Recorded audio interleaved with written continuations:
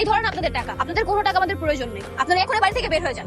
আপনাদের মতো ফকিনীদের সাথে আমরা আমাদের বোনের বিয়ে দিব না। ফকিনি মানে? দেখুন আপনি কিন্তু আমাদের রীতিমতো গালাগালি করছেন। গালাগালি করবো না তো কি করবো? হ্যাঁ, যে ভাড়া দেওয়ার সামর্থ্য নাই আবার আসছেন বিয়ে করতে। এই যে শুনুন, আমরা কিন্তু দেনমোহরের 10 লক্ষ টাকা নগদ বুঝিয়ে দিয়ে তারপরে মেনে নিই। আমার ভাই যে আপনার বোনকে বিয়ে করবে, এটা তো সাত কপালের ভাই। ওরে বাবা, ফকিনীদের দেখে আবার বড় বড় কথা। আপনাদের সাথে আবার বোনের বিয়ে দিব না। আপনারা এখন এই বাড়ি থেকে বের হয়ে যান, যান। এখানে কি দাঁড়িয়ে দাঁড়িয়ে মেয়ে দেখাচ্ছে? মেয়ে দেখতে আসছো তুমি এখানে? আমি মেয়ে দেখতে আসবো কেন? আমি তো তোমার বিয়ে ভাঙতে আসছি। তাহলে এভাবে ঢ্যাং করে ঘুরে বেড়াচ্ছ। ভুলেও যদি কেউ জানতে পারে যে তুমি এখানে বিয়ে ভাঙতে আসছো, তাহলে তোমার কি অবস্থা করবে তুমি জানো? আরে এইভাবে কলার ধরে রাখছো, কলার ছাড়ো।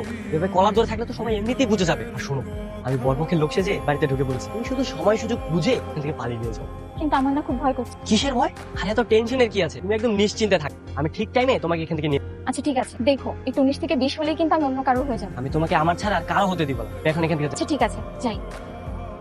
আচ্ছা, এই যে মেয়েটার বিয়ে হচ্ছে, মেয়েটার নাম কি? নাম দীপ্তি। এই দীপ্তি মেয়েটা তো চরিত্র সমস্যা আছে, বুঝছেন? এই মেয়ের সাথে আর ছেলে রিলেশন আছে, সেই ছেলে এখানে এসেছে ওকে ছেলের মতো ছবি নিয়ে যাওয়ার জন্য। আমি নিজে দেখছি। আমি দীপ্তির ভাই, আর আপনি আমার ঘরের নামে উল্টো পাল্টা কথা বলতেছেন। আরে ফয়সাল ভাই, এরকম খাবার দাবার দিবেন না, আর খেয়াল রাখেন কিছু চুরি না করতে পারেন। আজকাল সত্য কথার ভাত নাই, কোনো সমস্যা নেই। যখন ছেলের মতো ছৌ মেরে আপনার বোনকে নিয়ে চলে যাবে, তখন বলবেন কেমনটা লাগে। সুন্দর মেয়ে কোন দিকে আছে? এই দাঁড়া, নায়িকাদের মতো এমন কোমর দুলে দুলে কোথায় যাচ্ছিস শুনি? আরে শরবত কার জন্য? বিআই সাহেব শরবত খেতে চাইছে, ওনার জন্য শরবত বানিয়ে নিয়ে যাবে। বিআই সাহেব?